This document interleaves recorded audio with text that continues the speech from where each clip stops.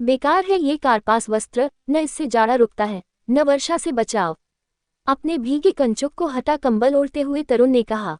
किंतु गर्मी की ऋतु में यह अच्छा होता है, दूसरे तरुण ने भी कंचुक को किवाड़ पर पसारते हुए कहा। शाम होने में अभी काफी देर थी, किंतु आवश्यक पांथशाला में आग के किनारे अभी से लोग डटे हुए थे। दोनों तरुण धुएं में बैठने की जगह गवाक्ष के पास हवा के ख्याल से कंबल उड़कर बैठ गए।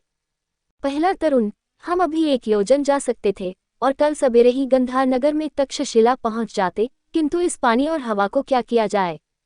दूसरा, जाड़ों की यह बदली और बुरी लगती है, किंतु जब नहीं होती तो हमारे किसान इंद्र से पानी बरसाने के लिए प्रार्थना पर प्रार्थना करते हैं और पशुपाल अधिक क्रंदन करते हैं। पहला, सो तो है मित्र, सिर्फ पांत ही हैं जो इसे नहीं पसंद करते और कोई सदापांत भी तो नहीं रहता। फिर गर्दन के पीछे के घाव के बड़े दाग को देखकर कहा, तेरा नाम मित्र पाल मध्य और तेरा वरुण सौवर, तो तू पूर्व से आता है। हाँ, मद्रों में से और तू दक्षिण से। बतला मित्र। दक्षिण में, सुनते हैं असुर अब भी आर्यों से लड़ रहे हैं। सिर्फ समुद्र तट पर उनका एक नगर बच रहा था। जानता है न मित्र, हमारे मध्वा इंद्र ने किस तरह असुरों के 100 नगर दुर्गों को तोड़ा था। सुना है असुरों के नगर दुर्ग लौह तांबा के थे। असुरों के पास लौह ज्यादा है, किंतु नगर दुर्ग बनाने भर के लिए नहीं। मैं नहीं समझता ये कथा कैसे फैली। असुरों के मकान ईंटों आग में पकाए चौकोर किंतु लंबे अधिक के होते हैं। उनके नगरों को जिस दीवार से घेरा गया रहता है वह भी ईंट की होती है।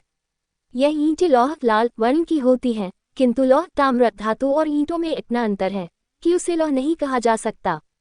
लेकिन हम तो वरुण असुरों के लौह दुर्ग को ही सुनते आते हैं। शायद हमारे इंद्र को इन दुर्गों के तोड़ने में जितनी शक्ति लगानी पड़ी उसी के कारण ये नाम पड़ा हो। और शंबर के पराक्रम की भी तो बड़ी बड़ी कथाएं सुनी जाती हैं। उसका समुद्र में घर था, उसका रथ आकाश में चलता था। रथ की बात बिल्कुल गलत है। असुर यदि किसी युद्ध विद्या में सबसे निर्बल है तो अश्वारोहण में। आज भी उत्सव के समय असुर अश्वत्थ की जगह वृषभर्थ जोड़ते हैं। मैं तो समझता हूँ पाल, हमारे यह अश्व ही थे जिनके कारण हम विजयी हुए, नहीं तो असुरपुरों को जीत न सकते थे। शंबर को मरे 200 साल हो गए, किंतु मुझे विश्वास है उसके पास अश्वत्थ भी न रहा होगा। आकाश में चलने की तो बात ही क्या।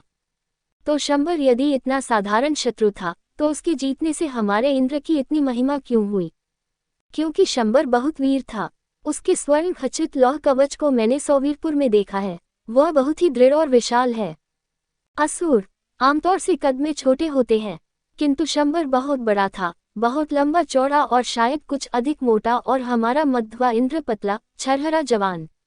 सिंधु के तट पर अब भी असुरों के पुरदुर्ग देखने को मिलते हैं। उनके भीतर रहकर कुछ 100 धनुर्धर हजारों शत्रु भटों को पास आने से रोक सकते हैं। वस्तुतः ये असुरों की पुरियां अयोध्या अपराजय थी, और ऐसी अयोध्या पुरियों को तोड़ने वाला हमारा मध्वा इंद्र नहीं, आर्य सेनानी महापराक्रमी था। दक्षिण में क्या अब भी असुरों का बल मौजूद है वरुण?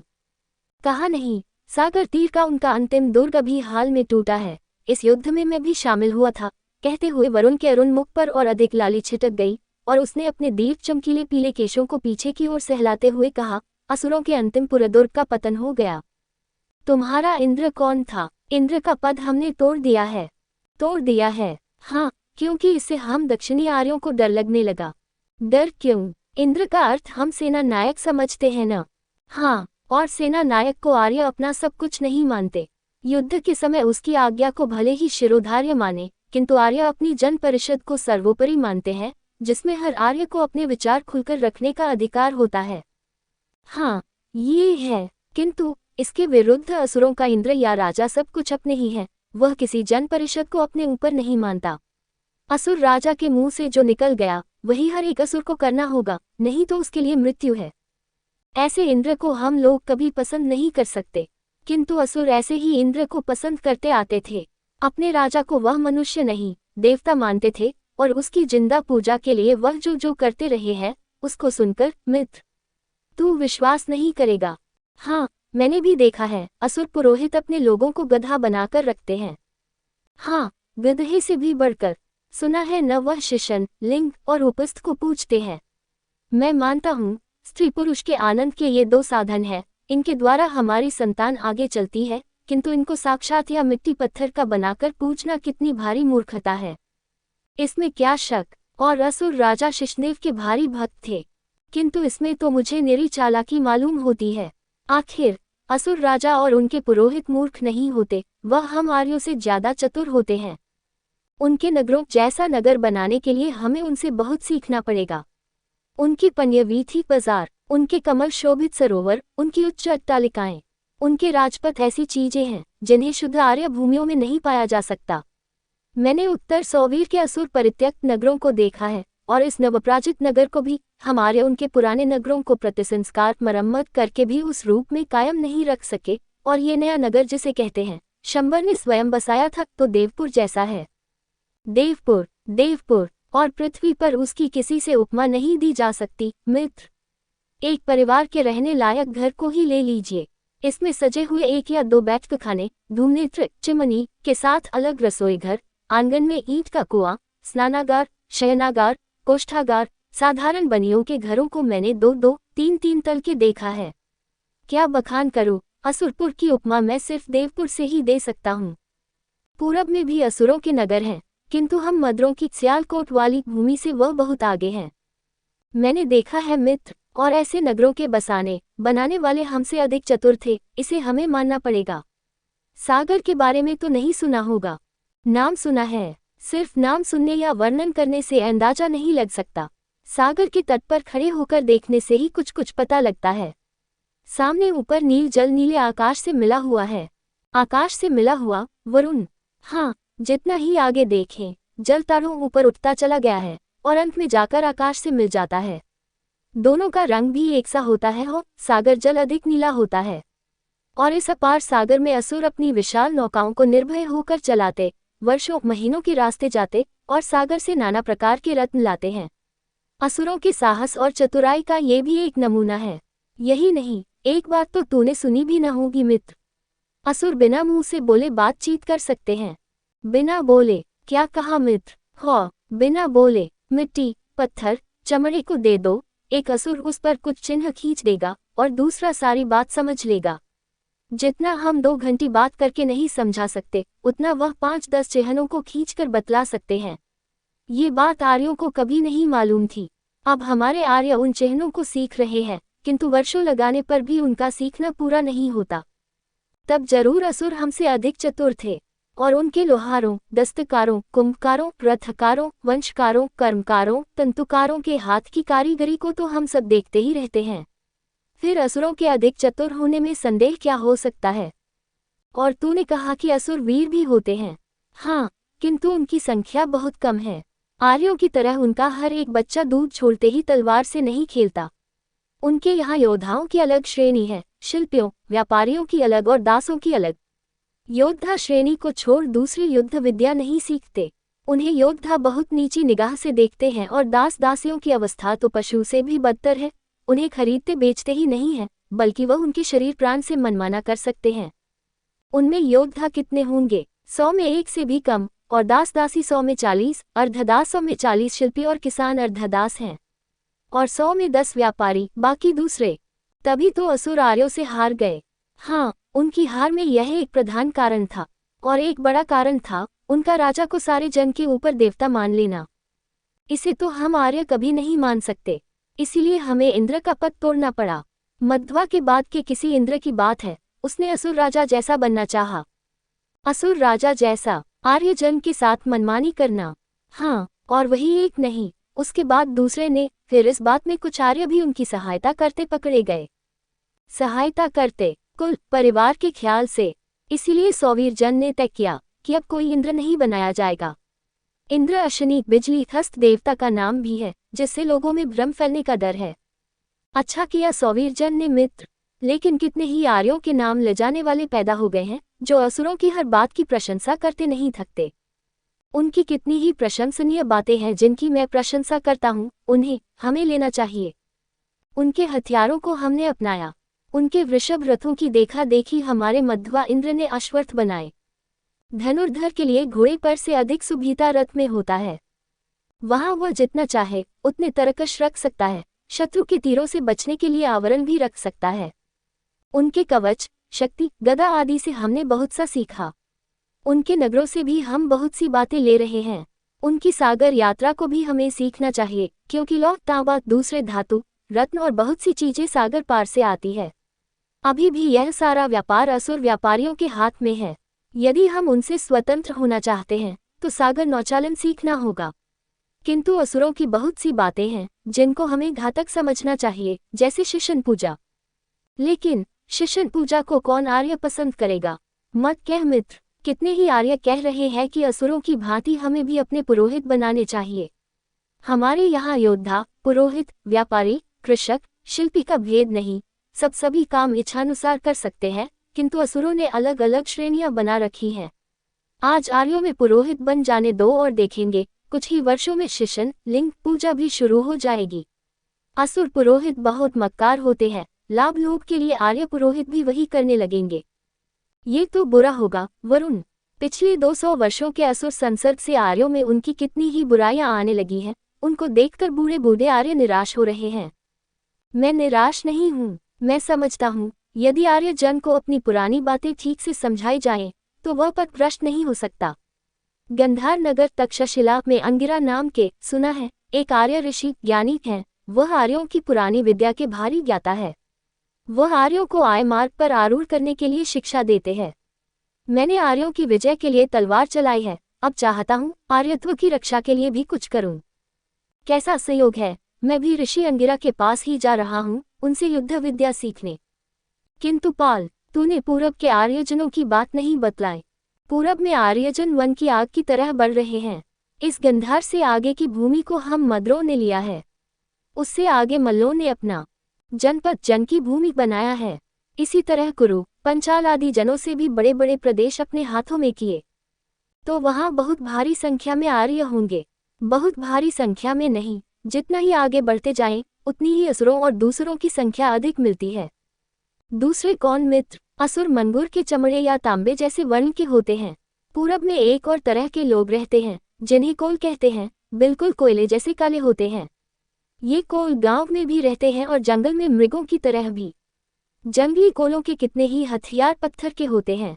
तो आर्य जनों को अनार्यों के साथ बहुत लड़ना पड़ता होगा। डटकर लड़ाई बहुत कम करनी होती है। आर्यों के घोड़ों को देखते ही अनार्य भाग खड़े होते हैं, किंतु ये रात को हमारी बस्तियों पर छापा मारते हैं, जिसके लिए हमें अक्सर उनके साथ बहुत क्रूर बनना पड़ता है। इससे असुरों, शबरों, कोलों के गांव खाली हो गए हैं, वह पूरब की ओर भागते जा रहे हैं। तो तेरे यहाँ पाल, असुरों के चाल व्यवहार के पकड़ने का डर नहीं है। मद्रजन में नहीं, और शायद यही बात मल्लों की भी है। आगे की नहीं कहता। हमारे यहाँ वस्तुतः अनार्य जंगलों में रह गए हैं। दोनों मित्रों का वार्तालाप अंधेरा होने तक चलता रहा, और यदि आवसत रक्षिका ने आकर खान पान के बारे में न पूछा होता तो शायद अभी वह खत्म भी न होता। आवसत ग्राम की ओर से बनाया गया था, जिसमें सभी यात्रियों इसे कहने की आवश्यकता नहीं कि पीतकेशों के ठहरने का प्रबंध था, और जिनके पास खाना नहीं होता उन्हें आवसत की ओर से सत्तू, गोमांस सूप मिलता। सामान या बदले की चीज दे देने पर आवसत रक्षिका भोजन बना देती। सोम और सुरा के लिए यह आवसत बहुत प्रसिद्ध था। वरुण और पाल ने आग में भुने गोमांस और सुरा से अपनी मित्रता को मजबूत किया। 2. ऋषि अंगिरा सिंधु के पूर्व वाले गंधार जन के ऊंचे से ऊंचे अधिकारी जनपति तक रह चुके थे। यद्यपि पुष्कलावती 4 शताब्दी से प्रथम पुष्ट के बाद असुर लोग हटने लगे थे, और जब दूसरी पीढ़ी में कुनतट से आकर गंधार जन की एक शाखा ने पश्चिमी गंधार को पराजित कर लिया, तो मरने से बचे हुए असुर बड़ी तेजी से पश्चिमी गंधार को खाली करने लगे। उससे 30 साल बाद ही सिंधु के पूरब की भूमि पर गंधार और मद्रजनों का हमला हुआ, और वितस्ता झेलम और सिंधु के बीच की भूमि को गंधारों तथा वितस्ता और इरावती रावी के बीच वाली को मद्रों ने आपस में बांट लिया, जो पीछे क्रमशः पूर्व गंधार और मद्र जनपद के नाम से प्रसिद्ध हुए। इस आरंभिक देव आर्य असुर संग्राम में दोनों जातियों ने अमानुषिक क्रूरता दिखलाने में होड़ लगा रखी थी, जिसका परिणाम ये हुआ कि गंधार में बिल्कुल ही नहीं और मद्र में बहुत कम असुर बच रहे। लेकिन समय बीतने के साथ आगे असुरों का विरोध कम पड़ने लगा, और पीतकेशों ने भी अपनी युद्ध क्रूरता कम की। यही नहीं, बल्कि जैसा कि वरुण सोवी ने कहा था, पीतकेशों पर असुरों की बहुत सी बातों का प्रभाव पड़ने लगा।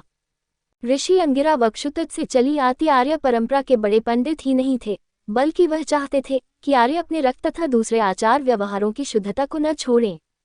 इसीलिए पूर्वी गंधार में अश्व मांस भक्षण जो एक प्रकार से छूट गया था को उन्होंने अश्वपालन को उत्साहित कर फिर से स्थापित किया। उनके इस आर्यत्व प्रेम, उनकी विद्या और युद्धविद्या चातुरी की ख्याति इतनी बढ़ चुकी थी कि दूरतम आर्य जनपदों से भी आर्यकुमार उनके पास शिक्षा ग्रहण करने के लिए आने लगे। किंतु उस वक्त किसी को क्या पता था कि आगे चलकर गंधारपुर में अंगिरा का रोपा ये विद्या अंकुर तक्षशिला के रूप में एक विराट वृक्ष बन जाएगा, जिसकी छाया और मधुर फल से लाभ उठाने के लिए सैकड़ों योजन दूर से चलकर आर्य विद्या प्रेमी आएंगे। ऋषि अंगिरा की आयु 65 साल की थी। उनके श्वेत केश, नाभि तक लटकती श्वेत चमकती दाढ़ी उनके प्रशांत गंभीर चेहरे पर बहुत आकर्षक मालूम होते थे। अभिलेखनी, स्याही और भुर्जपत्र इस्तेमाल करने में कई सदियों की जरूरत थी। उनका सारा अध्यापन मौखिक हुआ करता था, जिसमें पुराने गीतों और कविताओं को विद्यार्थी दोहरा दोहरा कर कंठस्थ करते थे। दूर के विद्यार्थी अपने साथ खाद्य सामग्री नहीं ला सकते थे, इसलिए ऋषि अंगिरा को विद्यार्थियों के भोजन वस्त्र का प्रबंध करना पड़ता था। अंगिरा ने अपने पैतृक खेतों के अतिरिक्त विद्यार्थियों की सहायता से जंगल काटकर नए खेत आबाद किए थे, जिनसे साल भर के खाने के लिए गेहूं पैदा हो जाता था। अभी बाग बगीचों का रिवाज न था, किंतु जंगल में जब फल पकने का समय आता तो अपनी शिष्य मंडली के साथ वह वहां फल जमा करने के लिए चले जाते। खेत जोतने, बोने, काटने, फूल फल काष्ठ जमा करने के समय ऋषि और उनके विद्यार्थी वक्षु और सुवास्तु के तटों पर बने गीतों को बड़े राग से गाया करते। सारे गंधार में सबसे बड़ा अश्वपालन स्थान ऋषि अंगिरा का था। दूर दूर तक अपने शिष्यों और परिचितों से धुंधवा कर उन्होंने उच्च जाति के घोड़े धुड़ियों को जमाकर उनके वंश की वृद्धि की थी। सैंधव सिंधु तटवर्ती घोड़ों का जो पीछे सर्वत्र भारी नाम हुआ, उसका प्रारंभ ऋषि अंगिरा के अश्वस्थ से ही हुआ था। इनके अतिरिक्त ऋषि अंगिरा के पास हजारों गायें और भेड़ें थीं। उनके शिष्यों को विद्याध्ययन के साथ साथ बराबर काम करना पड़ता था, जिसमें ऋषि भी समय समय पर हाथ बटाते थे। यह जरूरी भी था, क्योंकि इस प्रकार शिष्यों को खाने पहनने की कोई तकलीफ नहीं होने पाती थी। तक्षशिला के पूर्व के सारे पहाड़ सुजल सुफल हरे भरे थे। ऋषि अंगिरा के साथ उस वक्त वरुण और पाल की टोली गोश्त की देखभाल कर रही थी। तंबुओं के बाहर कुछ दूर पर लाल उजले बछड़े फुदक रहे थे और ऋषि अपने शिष्यों के साथ बाहर हरी घास पर बैठे हुए थे। ऋषि के बाएं हाथ में बारीक ऊन की पूनी थी और दाहिना हाथ कार की बड़ी तकली को चला रहा था। शिष्यों में भी कोई तकली चला रहा था, कोई ऊन निकिया रहा था, कोई हाथों लंबी पूनी तैयार कर रहा था। आज ऋषि प्राचीन और नवीन, आर्य और अनार्य रीति रिवाजों, शिल्प व्यवसायों में कौन ग्राह्य है, कौन त्याज्य है, इस बात को समझा रहे थे। वत्सो, सभी नवीन त्याज्य है, सभी प्राचीन ग्राह्य है, ये कहना बिल्कुल गलत है, और करना तो और भी असंभव है। वक्षुतट के आर्यों में जब पहल पत्थर के हथियारों की जगह तांबे का हथियार प्रचलित होने लगा, तो कितनों ने इस नवीन चीज का विरोध किया था। ऋषि के प्रिय शिष्य वरुण ने पूछा, पत्थर के हथियारों से कैसे काम चलता होगा? आज वत्स, तांबे के हथियारों से काम चल रहा है, कल इससे भी तीक्ष्ण कोई हथियार निकल आएगा, फिर लोग सवाल करेंगे तांबे के हथियार से कैसे काम चलता होगा। जो हथियार जिस वक्त प्राप्त होता है, आदमी उसी से काम चला लेता है। जब पाषाण के कुल्हाड़े से लड़ाइयां लड़ी जाती थी, तो दोनों पक्ष के भटों के पास पाषाण के ही कुल्हाड़े होते थे। जैसे ही एक पक्ष के पास तांबे का कुल्हाड़ा आया, वैसे ही दूसरे पक्ष को भी पाषाण छोड़ तांबे का कुल्हाड़ा हाथ में लेना पड़ा।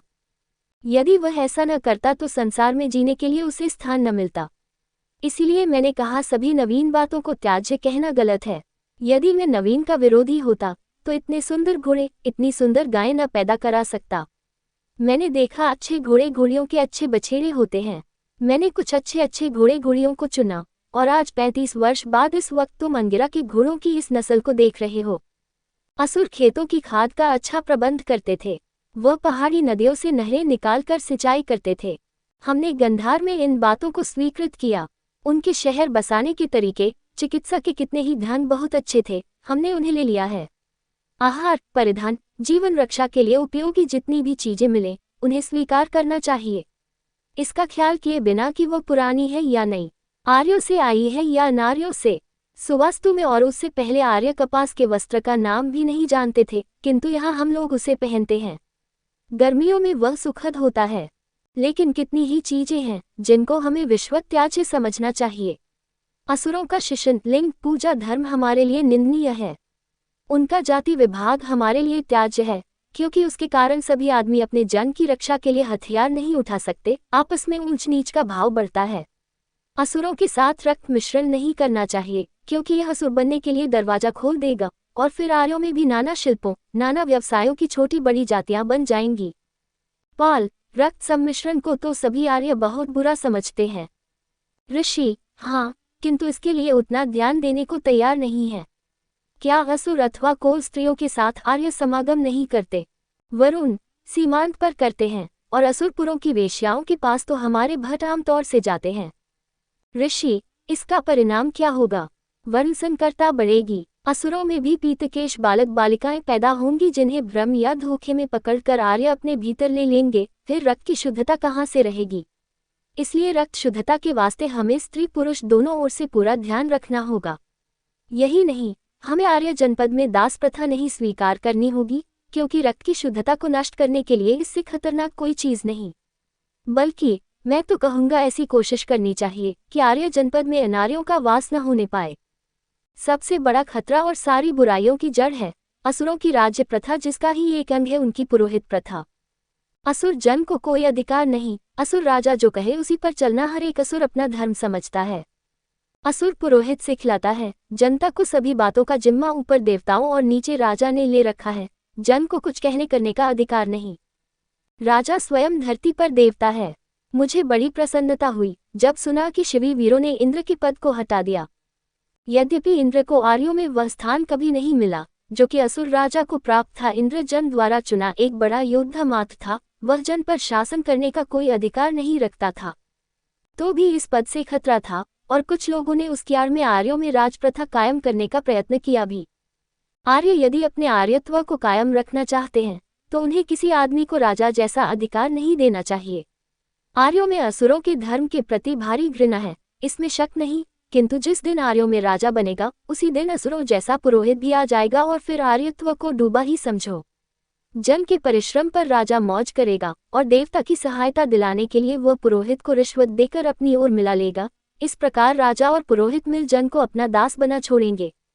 हमें आर्यों की पुरानी प्रथाओं को बड़ी दृढ़ता के साथ पकड़े रहना होगा और जहां भी कोई आर्य जन उससे डिगे उसे आर्यों की जनता से खारिज कर देना होगा। 3. सौवीर के दक्षिणी भाग कराची के आसपास से इधर कितनी ही चिंताजनक खबरें वरुण को मिल रही थीं, जिनसे मालूम होता था कि अंतिम असुर दुर्ग के पराजय के साथ आर्यों के भीतर भारी कलह उठ खड़ी होना चाहती है। वरुण ने अपने गुरु के साथ सौवीर की समस्या पर कई बार हर पहलू से विचार किया था। ऋषि अंगिरा का कहना था कि चाहे ये कलह पहले सौवीर में पैदा हुई हो, किंतु इसके भीतर से सारे आर्य जनों को गुजरना पड़ेगा। आर्य सदा से व्यक्ति के ऊपर जन के शासन को मानते आए हैं। उधर असुरों की निरंकुश राजसत्ता को देखकर कितने ही आर्य नेताओं को अधिकार और भोग का प्रलोभन हो सकता है। इन दोनों मनोवृत्तियों का संघर्ष जरूर होकर रहेगा और जिस जनपद में असुरों की संख्या जितनी ही अधिक होगी वहां इस संघर्ष की और ज्यादा संभावना है, क्योंकि वहां पराजित असुर आर्यों की भीतरी फूट से फायदा उठाना चाहेंगे। 8 वर्ष रहने के बाद सौवीरपुरे, रोरुक, रोडी की खबरों को और चिंताजनक सुन वरुण को गंधारपुर छोड़ना पड़ा। आवसद के प्रथम साथी पालमाद ने उसका साथ दिया। गंधार की सीमा पार कर वे नमक की पहाड़ियों वाले सिंधु जनपद में प्रविष्ट हुए। नमक की खानों में काम करने वाले अब भी असुर व्यापारी और श्रमिक ज्यादा थे, जिसका असर पीतकेशों आर्यों पर भी बुरा पड़ा था। उनमें ज्यादा आलस्य था, वह अपने काम को अनार्य कर्मकरों से कराना ज्यादा पसंद करते थे और समझते थे कि हमारा काम घोड़े पर चढ़ना और तलवार चलाना है। अनार्यों के सामने असुर राजाओं जैसी हेकड़ी दिखाने वाले आर्य राजसत्ता अंकुरित करने के लिए अच्छे क्षेत्र थे। लेकिन नमक की पहाड़ियों को पार करने पर सौवीरों का प्रथम स्थान, मूल स्थान मुल्तान जब आया तो अवस्था कुछ अच्छी पाई। यहाँ के निवासी सारे ही आर्य थे और उनके लिए ये तारीफ की बात थी कि यहाँ की भीषण गर्मी, वरुण और पाल गर्मी कर ऋतु ही में यात्रा कर रहे थे। यद्यपि सिंधु में नाव से चलने के कारण मार्ग का कष्ट कम था, को बर्दाश्त कर भी जनपद को आर्य बनाए हुए थे। सौवीरपुर, रोरुक, रोडी में गर्मी का क्या पूछना था, उन्हें वह गर्मी ज्यादा परेशान कर रही थी। आर्यों में अभी लिखने का संकेत लिपि नहीं प्रचलित हुआ था, इसलिए जब तक सौवीर के सारथों द्वारा वरुण ने अपने मित्रों को जो संदेश भेजा था वह पूरा नहीं पहुंच सकता था। इस वक्त कितनी ही बार उसे असुरों की लिपि का ख्याल आया था। सौवीरपुर में पहुंचने पर उसे मालूम हो गया कि मामला बहुत दूर तक बढ़ चुका है। स्वयं सौवीरपुर में सुमित्र के समर्थक बहुत कम थे, किंतु दक्षिण सौवीर में अंतिम असुर दुर्गध्वंसक सुमित्र का पक्ष लेने वाले आर्य ज्यादा थे।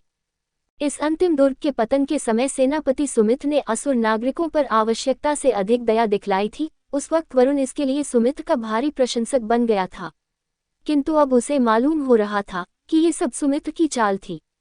वह समझता था इस पराजय के बाद असुर फिर आर्यों के विरुद्ध खड़े नहीं हो सकेंगे और इस दया प्रदर्शन से सागर पर के सार्थवाह असुरों की संपत्ति और शक्ति का उपयोग हम अपने व्यक्तिगत लाभ के लिए कर सकेंगे। सुमित्र अब भी सेना को लिए हुए सागर तीर के असुरपुर में बैठा था और बनावटी युद्धों के बहाने वहां से लौटने का नाम नहीं लेता था। वरुण पहले जन के साधारण नायकों से मिला, उनको सुमित्र की बातें स्पष्ट नहीं मालूम थी। वह समझते थे व्यक्तिगत द्वेष के कारण कुछ जननायक सुमित्र का विरोध कर रहे हैं। फिर जब वह उन प्रधान नायकों से मिला जिन पर जन के शासन का भार था, तो उन्होंने सारी बातें बतलाई, किंतु साथ ही यह भी कहा कि सुमित्र की बुरी नीयत हमारे लिए बिल्कुल साफ होने पर भी जन के साधारण लोगों के लिए साफ नहीं है, क्योंकि इसे वह दूसरे ही अर्थ में लेते हैं। असुरपुर की विजय में वरुण सुमित्र का उपनायक था, इसलिए यद्यपि उस बात को बीते अब 9 साल हो गए थे, तो भी लोगों में उनके खड्ग की प्रशंसा बंद नहीं हुई थी। वरुण ने जन को समझने से पहले चाहा कि सुमित्र के बारे में खुद जाकर पता लगाए। इसी अभिप्राय से एक दिन दोनों मित्र दक्षिण सौवीर के लिए नौक पर सवार हुए। उन्होंने गंधार व्यापारियों जैसा बाना बनाया। असुरपुर के देखने में मालूम होता था वह सचमुच ही आर्यों का नहीं, असुरों का पुर है। उसकी पन्य वीथियों में बड़े बड़े असुर सागर वणिकों के महल और देश विदेश की पन्य वस्तुएं थीं। कितने ही असुर सामंत परिवार भी अपने मोहल्ले में बसे हुए थे और उनके आसपास दास दासी भी पहले ही की तरह हाथ बौधे खड़े रहते थे। उसके मन में जिज्ञासा होने लगी कि आखिर विजयी आर्य यहाँ पर कहाँ रहते हैं। सुमित्र असुरराज के महल में रहता था। एक दिन उसने गंधार वणिक की ओर से भेंट लेकर पाल माद्र को उसके पास भेजा। पाल ने लौटकर बतलाया कि पीले केशों और गौरमुख को छोड़ देने पर सुमित्र बिल्कुल असुर राजा बन गया है। उसका निवास किसी आर्य सेनापति का सीधा साधा घर नहीं, सोने चांदी से चमकता असुर दरबार है। उसके पार्श्वचर सैनिकों में भी वह सादगी नहीं है। सप्ताह बीतते बीतते मालूम हो गया कि वहां आर्यों का पता लगता है असुर कन्याओं के नृत्यों तथा सुरा गोष्ठियों में। कितनी ही आर्य स्त्रियां अपने पतियों के पास जाना चाहती हैं, किंतु बहाना करके उन्हें आने से मना कर दिया जाता है। सुमित्र ने बहुत बार संदेश भेजने पर भी अपनी स्त्री को आने से रोक दिया। वह स्वयं असुर पुरोहित की कन्या के प्रेम में फंसा हुआ था, और वही नहीं नगर की कितनी ही असुर सुंदरियां उसकी अंतःपुरचारिणी थीं। अपने आर्य सैनिकों के लिए भी उसने वैसे ही छूट दे रखी थी। दूसरे आर्य जब आने लगते तो दासों से दंगा करवा देता, जिससे कुछ खून खराबी होती और आर्य आने से रुक जाते। वरुण ने सारी बातों का पूरा पता लगा अपने मित्र के साथ चुपचाप सौवीरपुर के लिए प्रस्थान किया। सौवीरपुर में उसने जननायकों को बतलाया कि सुमित्र अपनी शक्ति को इतना दृढ़ कर चुका है कि अब हमें असुरपुर के आर्य भट्टों ही नहीं, असुरों की शक्ति से भी मुकाबला करना पड़ेगा। इसके लिए तैयारी करके हमें असली बात लोगों को बतलानी होगी। वरुण नृत्य अखाड़े का दुलारा था और वर्षों से पतियों का मुख न देख पाने वाली आर्य स्त्रियां जब इस सुंदर नर्तक के मुंह से एकांत में अपने पतियों की करतूतों को सुनती तो उन्हें पूरा विश्वास हो जाता। फिर एक कान से दूसरे कान में चलकर बात बड़े वेग से फैलने लगती। वरुण कवि भी था। उसने पति वियोगिनी आर्य महिलाओं की ओर से असुर कन्याओं को अभिशाप तथा सुमित्र के विलासपूर्ण स्वार्थमय जीवन के कितने ही सुंदर गीत बनाए, जो दावानल की भांति सारे सौवीर के आर्य ग्रामों में गाए जाने लगे। आखिर में उसने आर्य पत्नियों को थोड़ा थोड़ा करके उनके पतियों के पास भेजा, जिन्हें तिरस्कार कर लौटने का परिणाम और भी बुरा साबित हुआ। सुमित्र को लौटने के लिए कहने पर भी जब वह आने के लिए राजी नहीं हुआ तो उसके स्थान पर वरुण को सेनानायक नियुक्त कर भारी आर्य सेना के साथ असुरपुर के लिए रवाना किया। वरुण को सामने आया समझ सुमित्र के सैनिकों में फूट पड़ गई, और कितनों ने अपने अनार्य व्यवहार के लिए सचमुच पश्चाताप किया। बाकी बची हुई सेना की मदद से लड़ने में सुमित्र को सफलता की आशा न थी, इसलिए अंत में उसने वरुण को नगर समर्पित कर सौवीरपुर लौटने की इच्छा प्रकट की। इस प्रकार आर्य जन पहली भीषण परीक्षा में सफल हुआ। वरुण ने असुरों को नहीं छेड़ा, क्योंकि अब वह अस्त्र से नहीं लड़ रहे थे। हाँ, आर्यों को असुरों के प्रभाव से अलग रखने के लिए उसने एक अलग आर्यपुर बसाया और ऋषि अंगिरा की बतलाई कितनी ही बातों को काम में लाना शुरू किया।